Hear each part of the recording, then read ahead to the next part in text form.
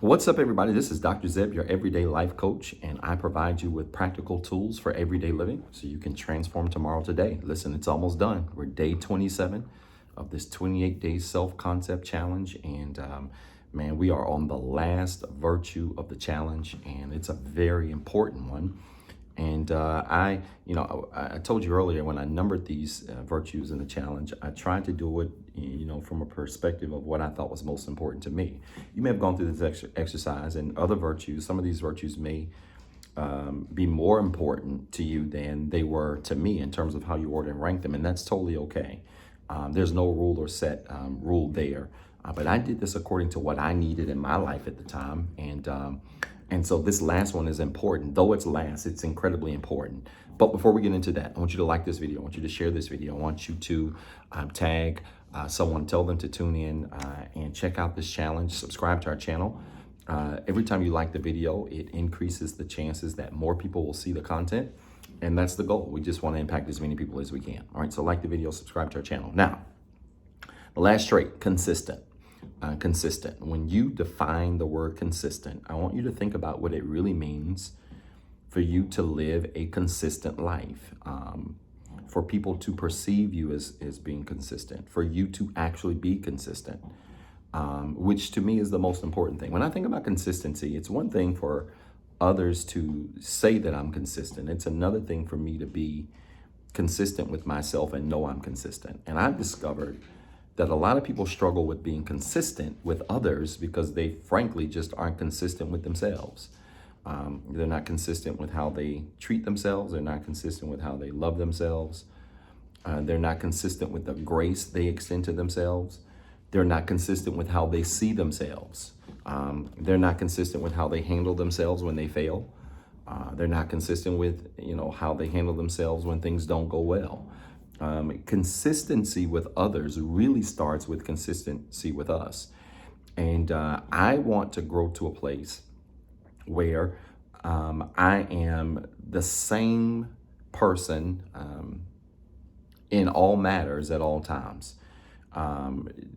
This is not only good, it's healthy.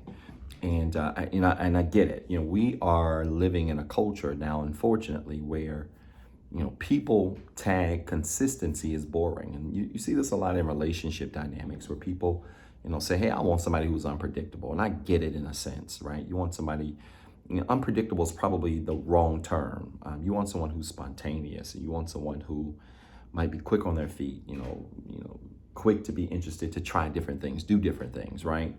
Not be so scheduled, not be so on the clock when it comes to activities. I get that.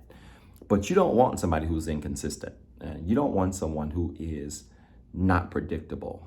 You don't know how they're going to show up when they show up. You want someone that you can calculate when it comes to how they will show up, how they will be present in your life, how they will regard themselves in your life. And more than that, from a dependability standpoint, consistency says, I can depend on you. And again, many people have struggled with being deemed as consistent by others, right? I think one of the most challenging things you can hear from somebody is that they say to you, hey, you're not consistent.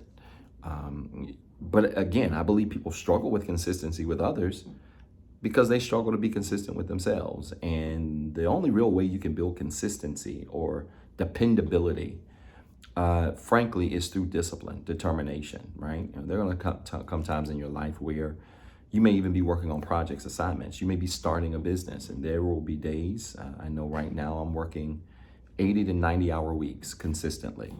And there are days I don't want to do this. I don't want to record videos. I don't want to do anything but just come home and sleep, get the kids together, and go to bed. That's it. But in order to be consistent, even in your work, you have to be disciplined. You've got to sometimes work when you don't want to work. You've got to show up when you don't want to show up. You've got to be positive when you don't want to be positive. You've got to be focused when resting is more convenient, right? This is how we build consistency. And so I want to challenge you today as you define this word, as you think about 3 ways being consistent will help you. I want you to think about this in the context of dependability, But more than that, I want you to think about this in the context of, in order for me to be deemed as consistent from others, consistent in my relationships, consistent in my connections, consistent as a father, as a son, as a spouse, as a coworker, what am I doing to be consistent with myself? What am I doing to be predictable with myself? What am I doing to meet my own expectations, to meet my own goals, to meet my own needs first? Because I'm telling you, it's a whole lot easier to be predictable to others when you know you are first predictable to yourself. And you don't let a moment, you don't let a situation, you don't let a circumstance become bigger than you being true to who you are.